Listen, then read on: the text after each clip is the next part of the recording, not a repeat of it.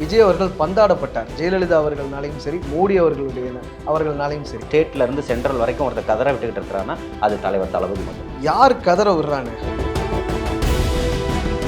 யார்கிட்டயும் நீ மாநாடு போடு எனக்கு திரள்நிதி கூடுன்னு சொல்லி காசை வாங்கிட்டு மக்களை ஏமாற்றக்கூடிய தலைவன் இல்லை.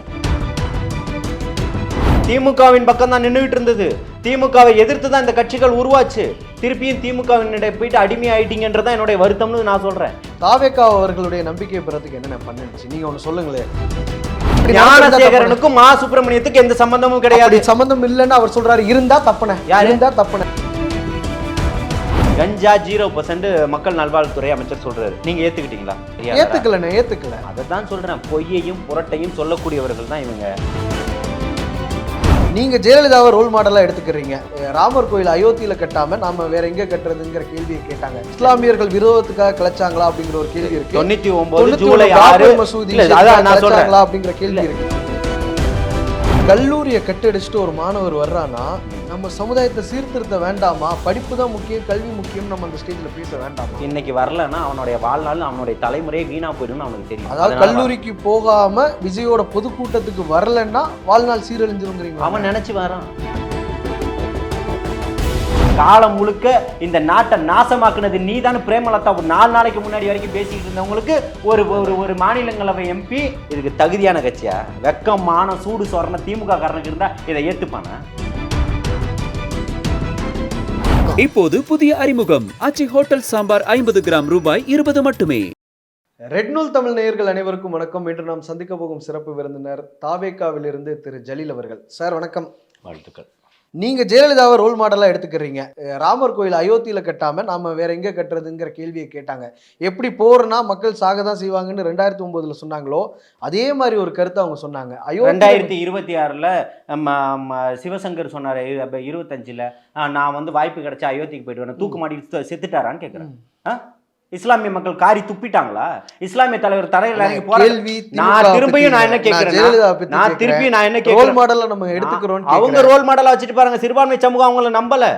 நல்லா புரிஞ்சுக்கணும். திமுகவின் பக்கம் தான் நின்றுகிட்டு இருந்தது. திமுகவை எதிர்த்து தான் இந்த கட்சிகள் உருவாச்சு. திருப்பியும் திமுகவினுடைய போயிட்டு அடிமையாயிட்டீங்கன்றதான் என்னுடைய வருத்தம்னு நான் சொல்றேன். திமுக அண்ணா திமுகன்றது ஏமாற்றப்பட்ட கட்சி தான். என்னுடைய சமுதாயம் இன்னைக்கும் 1 சீட்டுக்கு 2 சீட்டுக்கு கையேந்தி பிச்சை எடுக்கணுமா? இதுதான் தமிழகத்துல இருக்கக்கூடிய இஸ்லாமியனுடைய வரலாறான்னு கேட்கிறேன். சுதந்திரத்துக்காக உயிரையும் உடைமைகளையும் கொடுத்தவன் இந்த இஸ்லாமியன். செக்கிழுத்த சிம்மலை பத்தி பேசுறோம். வஉசியார் அவர் ஓட்டிய கப்பல் ஓட்டிய தமிழன்னு அவருக்கு பட்டம் கொடுக்குறோம். கப்பல் யாருக்கு சொந்தமானதுன்றதை பேச மாட்டாங்க. திப்பு சுல்தானை பத்தி காந்தி அவர்கள் புகழ்ந்திருக்கிறார். இந்த விஷயங்கள்லாம் எந்த விதத்திலையுமே மாறுபட்டது கிடையாது, மறுக்கப்படக்கூடிய ஒன்று கிடையாது. ஆனா நீங்க இவ்வளவு தூரம் சொல்றீங்க, சிறுபான்மை சமூகத்துக்கு மேல இவ்வளோ அட்டாக் நடக்குதுண்ணே, கண்ட்ரியில் நடக்குதுண்ணே, அது ஏற்புடையதுதான், எல்லாருமே அதை ஏற்றுப்பாங்கண்ணே. நார்த் இந்தியாவில் நடக்குது. ஆனால் அது தொடர்பாக இப்போ கிறிஸ்மஸில் ஒரு விஷயம் நடக்குது. சர்ச்சு எல்லாத்தையுமே அடித்து உடைக்கிறாங்க. பஜ்ரங் தள் அமைப்புலேருந்து நம்ம கட்சியிலேருந்து என்னென்ன நம்ம குரல் கொடுத்தோங்கிற ஒரு கேள்வி. நான் என்ன கேட்குறேன், திராவிட சித்தாந்த பேசுகிறீங்க, எல்லா இஸ்லாமிய தலைவர்களையும் உங்கள் பக்கத்தில் வச்சுக்கிட்டு இருக்கிறீங்க. உங்கள் பக்கத்தில் வச்சுக்கிட்டு தமிழ்நாட்டில் ஒரு புர்கா போட்டுக்கிட்டு நீங்கள் இந்த கலைவாணர் அரங்கத்தில் இருக்கக்கூடியதில் ஒரு நிகழ்ச்சியை நடத்துகிறீங்க. அதில் புர்கா போட்டுக்கிட்டு ஒரு கல்லூரி மாணவி வராங்க. கல்லூரி கட்டாயப்படுத்தி எல்லா கல்லூரி மாணவர்களும் கலந்துக்கணுன்றதை நீங்கள் தான் கட்டாயப்படுத்துறீங்க. கல்லூரியினுடைய அறிவுறுத்தல் பேரில் அந்த சகோதரி போகிறா. ஏன் அவளுடைய புர்காவை கட்டினீங்க? பஜ்ரங்கத்தல் அவனுடைய வேலையே அதுதான். இங்கே எஸ்டிபிஐக்கு பரேடு நடத்துவதற்கு அனுமதி கொடுக்கப்பட்டது. தமிழ்நாட்டில் தமுமுகவுக்கு பரேடு நடத்துவதற்கு அனுமதி கொடுக்கப்பட்டது. விடுதலை சிறுத்தைகளுக்கு கொடியேற்றுவதற்கு முன்ன உள்ள காலகட்டத்தை சொல்றேன். ஆனால் விடுதலை சிறுத்தைக்கு கொடியேற்றுவதற்கு அனுமதி கிடையாது. இது ஏன்னா திராவிட மாடல், சரிங்களா? பஜ்ரங் தள் இங்கே இப்போ எல்லா பள்ளிகளிலுமே பரேடு நடத்தும், எல்லாமே நடத்தும், ஊட்டியில் நடத்தும். ஆனால் கல்வித்துறை அமைச்சருக்கு தெரியாது. இதை நாங்கள் நம்பணும். ஆனால் இஸ்லாமியர்கள் கட்சியாக இருக்கக்கூடிய கட்சிகள் பரேடு நடத்துறதுக்கு இங்கே அனுமதி இருக்காது. பொதுக்கூட்டங்கள் நடத்துவதற்கு அனுமதி இருக்காது. விடுதலை சிறுத்தை கட்சி கொடியேற்றுவதற்கு அனுமதி இருக்காது. இதை நான் நம்பணும், சமூக நீதினு. அதை தான் சொல்கிறேன். ஏன் திமுகவுக்கு ஸ்டாலினுக்கு முட்டு கொடுக்குறீங்கன்னு கேட்குறேன். இன்னும் இந்த சமுதாயத்தை ஏமாற்றி கொள்ளையடிக்க வேலையெல்லாம் இந்த சமுதாயத்தினுடைய தலைவர்கள் பண்ண போறீங்கன்னா அதுக்கு மக்கள் உங்கள் பக்கம் தயாரா இல்லைன்னு சொல்கிறேன். நீங்கள் தோலுரிச்சு காட்டியிருக்கலாம். தோலுரிச்சு காட்டி இங்கே பாருங்க, எந்த நேரத்தில் அறிவார்ந்தவன் எந்த இடத்துல பேசணுமோ அப்போ தான் பேசுவான். மௌனமே மிகச்சிறந்த ஆயுதம் நபிகள் நாயகம் சொல்லியிருக்கிறாரு. புரியுதுங்களா? எல்லா இடத்துலையும் பேசிக்கிட்டு இருக்கிறீங்க. இந்த மக்களையும் மண்ணையும் பாதுகாத்துட்டீங்களா? உங்கள் கட்சியில் உள்ளவன் 2 வயசு குழந்தைய பாலியல் வன்புணர்வு செஞ்சு கொன்னுட்டான். என்ன தூக்கு மாட்டிட்டு தொங்கிட்டாங்களான்னு கேட்குறேன். என்ன பண்ணிட்டீங்க? போக்சோ சட்டத்தில் அடைச்சிட்டா அந்த ஒரு ஒரு குழந்தையினுடைய சிரிப்பில் என்ன இருக்கும்? அந்த சிரிப்பை கூட உன்னால் பார்க்க முடியல, அதை ஒரு பொண்ணாக தான் பார்க்குறேன் அப்படின்னா உன்னுடைய வன்மம் என்னமானவன்? உன்னை ஓட விட்டு சுட்டு சாகடிச்சிருக்கணுமா இல்லையா? அப்போ தானே இந்த மகளிர் விடியல் திட்டம். மகளிர் விடியல் இருக்கக்கூடிய குழந்தைகளே பாதுகாக்க முடியல. என் தங்கச்சியின் ஸ்ரீமதியினுடைய கதறல் இன்னும் உங்களுக்கு கேட்கலையான்னு கேட்குறேன். 2022 அந்த கள்ளக்குறிச்சி இஷ்யூவை பற்றி சொல்றீங்களா ஸ்ரீமதினா? இன்னும் கேட்கலையா? அதுதானே உங்களுடைய ஆட்சியினுடைய முதல் என் மேல் இந்த ஆட்சி வந்து என் மேல் போடப்பட்ட முதல் வழக்கே அதுதான். அதுக்காக போராடினது தான். தமிழ்நாட்டில் முதல் போராட்டம் வள்ளுவர் கோட்டத்தில் நான் நடத்தினேன். பொள்ளாச்சி மாணவிகளுக்கு நீதியை பெற்று கொடுத்துட்டீங்களா? என் தங்கச்சி ஆசிபாக்கு நீதி கிடைச்சிருச்சா? அண்ணா நகர் மாணவிக்கு சிறுமிக்கு கிடைச்சிருச்சா? அப்போ ஒரு குழந்தை பாலியல் வன்புணர்வுக்கு ஆளாகி எல்லா சாட்சியங்கள் அடிப்படையிலும் அது வழக்காக பதிவு செய்யப்பட்டு வருடங்கள் கடந்து இத்தனை ஆண்டுகள் போது என் தங்கச்சி ஸ்ரீமதிக்கு இன்னைக்கு 4 ஆண்டுகளை கடந்து நியாயம் கிடைக்கலன்னா இதுதான் ஜனநாயகம்னு இதை நான் ஏத்துக்கணுமான்னு கேட்கிறேன். அத்தனை பேரும் சாகடிச்சுக்கப்படானாமா? நாங்க நேரில் பொதுமக்களை ஓட விட்டு வெட்டுறான். இது பாதுகாப்பான மாநிலமா? கஞ்சா இல்லைன்றீங்க, முந்தா நாள் திண்டுக்கல்ல 2.25 கிலோ பிடிச்சிருக்கிறாங்க. வச்சிருந்தவனை பிடிச்சிட்டீங்க. வித்தவன் யாரு? மக்கள் நல்வாழ்வுத்துறை அமைச்சரை கூப்பிடுங்க பேசுவோன்றேன். நீங்க என்ன யோகியவான் மாதிரி பேசிட்டு இருக்கீங்க? எல்லா துறையிலும் 1000 கோடி 2000 கோடி 3000 கோடி பல 1000 கோடிகளை கொள்ளை அடிச்சு குமிச்சு வச்சுட்டு ஜனநாயகத்தையும் நீங்க மனிதாபிமானத்தையும் பத்தி பேசிக்கிட்டு இருக்கிறீங்க, சமூக நீதியை பத்தி பேசிக்கிட்டு இருக்கிறீங்க. ஊழல் விஷயத்தை பத்தி பேசும் பொழுது இன்னொரு விஷயத்தை திமுக தரப்புல இருந்து 1.25 கோடி கட்டலையா? 1.25 கோடி 92 கோடி ரூபாய் இந்த இந்தியாவில் அதிகமான வருமான வரி கட்டினது ஷாருக் கான். 80 கோடி ரூபாய் 2ஆம் இடத்துல கட்டினது அவரு. 80 கோடி ரூபாய் கட்டினவர் 1.25 கோடி ரூபாய் கட்ட மாட்டாரா? உங்களுடைய நீதிமன்றம் சொல்லுது இல்ல? நீதிமன்றம் என்ன சொல்லுது விளக்கமா படிங்க. உங்களுக்கு நீதிமன்றத்துக்கு போறதுக்கான வாய்ப்புகள் கொடுக்கப்பட்டிருக்கா இல்லையா? அதுக்கான விளக்குகளுக்கு அனுமதி இருக்கா இல்லையா? 80 கோடி ரூபாய் கட்டினவருக்கு 1.25 கோடி ரூபாய் கட்ட தெரியாதா? காசை இன்னைக்கு உழைச்ச காசை இன்னைக்கு அரசியல்ல வாரி இறைக்கக்கூடிய ஒரு தலைவனா இருக்கிறான். யார்கிட்டையும் நீ மாநாடு போடு எனக்கு திரள் நிதி கூடுன்னு சொல்லி காசை வாங்கிட்டு மக்களை ஏமாத்தக்கூடிய தலைவன் இல்லை. புரியுதுங்களா? இது ஒரு பெரிய காசும் இல்லை அவருக்கு. ஜெயலலிதா அவர்கள் 91ல் சம்பளம்னு 1 ரூபா சொன்னதுதான் 96ல் உங்களுக்கு மிகப்பெரிய பேக் ஃபயரா இருந்தது. நீங்க 80 கோடியை வச்சு 1 கோடியை கட்டியிருக்க மாட்டாரான்னு சொல்றீங்க. ஆனா நீதிமன்றத்தோட அப்சர்வேஷன் வந்து இன்கம் டாக்ஸ் வந்து சரின்னு. ஜெயலலிதா அம்மையார் வந்து 1 ரூபாய் சம்பளம் வேணும்னு சொல்லிட்டு போனதும் அவர்களுடைய ஆடம்பரங்களையும் இதுல ஒப்பிடவே முடியாது. எளிமையா இருக்கக்கூடிய ஒரு தலைவனாக தான் இன்னைக்கு உட்காந்து. இல்லைன்னா இது படத்துக்கு மட்டுமே இல்லை, சொகுசு கார் வாங்கினதுலையும் அவர் மேல இறக்குமதி செய்ததுலையும் இந்த மாதிரி வரி கட்டலைங்கிறது. ஹம்மர் கார் வாங்கினதுல உதயநிதி மேல இருந்தது. அதை பத்தி அவங்க தான் ஊழல்வாதி நீங்க சொல்லிட்டீங்களே, நம்ம அதற்கு மாற்றா வர்றோம். அதை தான் சொல்றேன். மாற்றா நீங்க சொல்லுவதற்கு ஊழல் பண்ணணும்ன்ற எந்த அவசியமும் இல்லை. ஊழல் பண்ணக்கூடியவர் அங்க இருந்து ஒரு காரை வாங்கி இங்க ஓட்டணும்ன்ற எந்த அவசியமும் கிடையாது. அவர்கிட்ட இல்லாத பணமும் கிடையாது. இது ஒரு பெரிய விஷயமும் கிடையாது. அதை தூக்கி போட்டுட்டு போறாரு. ஏங்க, நாகை மீனவர்களுக்காக போராடுறாரு. புரியுதுங்களா? 2000 காலகட்டத்தில் 2002 காலகட்டத்தில் சுனாமி பிரச்சனை எப்போ வராரு? என்ன ரஜினிகாந்த் 10 லட்சம் ரூபாய் கொடுக்குறாரு. ராகவா லாரன்ஸ் மழை வெள்ளத்தில் பாதிக்கப்பட்டவர்களுக்கு 1 கோடி ரூபாய் கொடுக்குறாங்க. இவர் 5 கோடியை எடுத்து கொடுத்துக்கிட்டு இருக்கிறாரு. கொரோனா காலகட்டத்திலையும் மழை வெள்ள காலகட்டத்திலையும் மண்டபங்களில் திறந்து விட்டுக்கிட்டு இருக்கிறாரு. இப்போ இருக்கக்கூடிய மாவட்ட செயலாளர்கள், தொகுதி செயலாளர்கள், மக்கள் என்ன சொல்லுவாங்க, அது அவங்களுடைய மக்கள் இயக்கமாக இருக்கும்போது எல்லா பக்கமும் உணவளிச்சுக்கிட்டு இருக்கிறான், பயிலகங்கள் நடத்திக்கிட்டு இருக்கிறான், எல்லாத்தையுமே பண்ணிக்கிட்டு இருக்கக்கூடிய காலகட்டத்தில் மக்களோட சென்று சேருன்னு இன்னைக்கு அண்ணா சொன்னதை அன்னைக்கு சொன்னதை இன்னைக்கு சொல்லும்போது இது அன்னைக்கு 30 ஆண்டுகளுக்கு முன்னாடியே சொல்லிட்டாரு. மக்களோட போய் சேர்ந்துட்டான். இன்னைக்கு யாரும் புதுசாக வந்தவங்கலாம் கிடையாது. எல்லாத்தவனும் தொடர்ச்சியான பயணங்களில் பண்ணிக்கிட்டு இருக்கக்கூடியதான். நாகை மீனவர்களுக்காக குரல் கொடுக்கும்போது இலங்கை என்பது வரைபடத்திலே இல்லாமல் ஆகக்கூடிய சூழல் ஏற்படும்ன்றத கண்டனத்தை இன்னைக்கு இல்லை, 15-20 ஆண்டுகளுக்கு முன்னாடி. அது யதார்த்தத்தை மீறிய சொல்லுன்னு நீங்க நினைக்கலையா? அது எப்படியா வேணா இருக்கலாம். புரியுதுங்களா? நாங்கள் வந்து இப்போ ஏசியை கொண்டுக்கிட்டு கட்டில் கொண்டுக்கிட்டு மெரினா கடற்கரையில் போய் போராட்டம் நடத்தியவர்கள் இல்லை.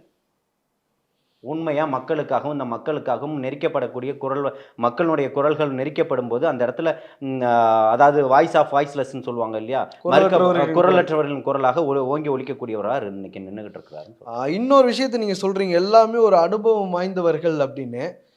எங்கே பொதுக்கூட்டம் நடந்தாலுமே சில அசம்பாவித சம்பவங்கள் நடந்துகிட்டே இருக்கு. இப்போ தஞ்சை முதற்கொண்டு நீங்க பாக்குறீங்க, ஊழலோ பாலியல் வன்புணர்வோ கள்ளச்சாராயம் வித்தவனோ கோடியா கொள்ள அடிச்சவனோ இருக்கான்னு சொல்லுங்க, நான் ஏத்துக்கிறேன். ஒரு மாற்றத்திற்கான தலைவன் வந்திருக்காருன்னா ஆர்ப்பரிக்க தாங்க செய்வான். அது உங்களுக்கு அவன் கீழே விழுறான், எந்திரிச்சு போறான். அதனால யாரும் யாருடைய குடும்பம் பாதிக்கப்படல, நடுத்தெருல நிக்கல. அப்பா சொல்றாரு ஒரு ஃபேன்ஸ் ஒரு ரசிக மனப்பான்மையில போறாரு, ஒரு மோகத்துல போறாரு. பெற்றவருடைய மனப்பான்மையை வெளிப்படுத்தி இருக்கிறாரு தலைவர் தளபதி அவர்கள். அதுக்கு முன்னாடி நடந்த கூட்டத்திலுமே சொல்லியிருக்கிறாரு, பின்தொடராதீங்கன்னு சொல்லிட்டு. வண்டியில நீங்க பார்த்திருப்பீங்க, ஒருத்தன் ஏறி நின்னு செல்ஃபி எடுக்கிறாரு ஒரு மாணவர். விஜய் அவர்கள் நிறுத்தி சொல்ல வேண்டாமா இந்த மாதிரி விஷயங்களை பண்ணாதீங்க, இறங்குங்கன்னு? திருப்பி ஒரு ஒரு விஷயத்த தவறா புரிஞ்சு நீங்க சொன்ன உடனே நிறுத்துங்கன்றதுக்கு பஸ் நடத்துறதுக்கு கண்ட்ராக்டர் இல்லை, அதை நீங்க முதல் புரிஞ்சுக்கணும். அவர் நிறுத்தி தம்பி போங்கன்னு உடனே போறதுக்கு அங்க அதுக்கு மேல எவ்வளவு கூட்டம் கூடுன்றது களத்துல நின்று பார்த்துருக்கிறவன் நான். புரியுதுங்களா? கூட்டத்தை கூட்டம் நிச்சயம், அதாவதுங்க இவங்க சொல்றாங்கல்ல, இங்க இருந்து வர கூட்டம் அப்படியே அங்க வரும். அவர் வாகனம் போகக்கூடிய தெருக்கள்ல எத்தனை ஆயிரம் மக்கள் அங்க நின்றுக்கிறாங்கன்றத நான் அவங்களோட தொடர்ச்சியா பயணத்துல இருக்கிறதுனால என்னால கல்லூரியை கட்டடிச்சுட்டு ஒரு மாணவர் வர்றானா, நம்ம சமுதாயத்தை சீர்திருத்த வேண்டாமா? படிப்பு தான் முக்கியம், கல்வி முக்கியம், நம்ம அந்த ஸ்டேஜ்ல பேச வேண்டாமா? இன்னைக்கு வரலன்னா அவனுடைய வாழ்நாள் அவனுடைய தலைமுறையே வீணா போயிடும்னு அவனுக்கு தெரியும். அதாவது கல்லூரிக்கு போகாம விஜயோட பொதுக்கூட்டத்துக்கு வரலன்னா வாழ்நாள் சீரழிஞ்சிருங்கிறீங்களா? அவன் நினைச்சு வரான். இன்னைக்கு ஒரு மாற்றத்தை இந்த ஒரு நாளை இழக்கலன்னா, அதாவது அவன் ஒரு நாள் கட்டடிச்சதுனால அவனுடைய வாழ்நாள் மொத்தமும் போகுதுன்னா, முதலமைச்சர் இங்க நடத்தக்கூடிய அத்தனைக்கும் ஆட்கள் தேவைன்னும் போது பள்ளி மாணவர்களை கொண்டு போய் ரோட்ல நிறுத்துறது தவறு தானே? அது தவறு தானே? திருப்பி அதான் சொல்ல வரேன், அது தப்புன்னும் போது அவன் நினைக்கிறான் எத்தனை கல்வியில சிறந்த மாநிலம் தமிழ்நாடுன்னு நம்ம சொல்லுவோம் காமராஜர் காலகட்டத்தில இருந்து. இங்க இருக்கக்கூடிய எந்த மாநிலத்திலயும் இன்னைக்கு சொல்லுங்க கல்வியில் சிறந்த மாநிலம் தமிழ்நாடு. இன்னைக்கு 52 இருக்கு. இன்னைக்கு 52 இருக்கு. அண்ணா யூனிவர்சிட்டிக்கு போவோம், புரியுதுங்களா? அண்ணா யூனிவர்சிட்டிக்கு போவோம், மெட்ராஸ் யூனிவர்சிட்டிக்கு போவோம். இதுல படிக்கக்கூடிய பிள்ளைகளுக்கு புத்தகமே தரதில்லை தெரியுமா? பிள்ளைங்க படிக்கிறதுக்கு தயாராயிட்டாங்க. நீங்க கொடுக்கறதுக்கு உங்கள்ட்ட வக்கும் இல்ல, துப்பும் இல்ல, ஆட்சி நடத்துறதுக்கு அதிகாரமும். இன்னைக்கு நம்ம பாக்குறோம் ஐஐடி NIT மாதிரி இருக்கக்கூடிய இதுல தமிழ்நாட்டு மாணவர்கள் போறாங்க. சுகன்யா ரோஹிணின்னு பழங்குடியின மாணவர்கள், முதல் மாணவர்கள் 60 வருஷ ஹிஸ்டரியில NIT போறாங்க. பாத்திமா சாகானான்னு என் சகோதரி செத்தா, அது உங்களுக்கு தெரியலையா? எதுல நீங்க சொல்றீங்க? அதே ஐஐடில நடந்ததுக்கு இங்க உள்ள ஸ்டேட் கவர்மெண்ட் காரணமா இல்ல அதை கட்டுப்பாட்டுல வச்சிருக்கக்கூடிய மத்திய அரசு காரணமா? நான் என்ன கேட்கறேன்னா, எங்க நடந்தது அதை சொல்லுங்க. ஆனா நடந்தது நீங்க எப்படி நீங்க இது பண்ணிக்கிறீங்க? நான் அண்ணா யூனிவர்சிட்டியில நடந்ததை நான் ஏத்துப்பேன். இங்க உள்ள மாநில அரசு தான் அதுக்கு. சரி, அண்ணா யூனிவர்சிட்டியில ஐஐடியில் நடந்ததுக்கு வர அண்ணா யூனிவர்சிட்டி பிரச்சனையே பேசுவோம். அண்ணா யூனிவர்சிட்டியில நடந்ததுக்கு அப்புறம் எப்படி 60 கேமரா வேலை செய்யாம 16 கேமரா வேலை செய்யாம? அதெல்லாம் நீங்க சொல்லுங்க. அங்க திமுகல அதுல உதவி செஞ்சாங்களா? நீங்க கண்டீங்க. ஆனா நான் கண்டிக்க, நீங்க நெறியாளரா நீங்க சொல்லுங்க. ஒன்றிய அரசு நான் சொல்றேன், அப்படி ஞானசேகரனுக்கும் மா சுப்பிரமணியத்துக்கு எந்த சம்பந்தமும் கிடையாது. சம்பந்தம் இல்லன்னு அவர் சொல்றாரு. இருந்தா தப்புனே, இருந்தா தப்புனே. அப்போ சம்பந்தமே இல்லாம அவன் வீட்ல போய் பிரியாணியை தின்னுட்டு வந்துருவீங்க. ஆனா அப்படி இருந்தா தப்பு. தொடர்ச்சியா கூட பயணம் பண்ணுவீங்க. அவன் கார்ல கொடி போட்டுக்கிட்டு சுத்துவான். அவன் குடும்பத்துல நடக்கக்கூடிய நிகழ்ச்சிக்கெல்லாம் போவீங்க. இது ஆனா சம்பந்தம் கிடையாது. அப்படி இருந்தா தப்புங்க. கஞ்சா 0% தமிழ்நாட்டுல இந்த விஷயத்துல அதை விட்டுருங்க.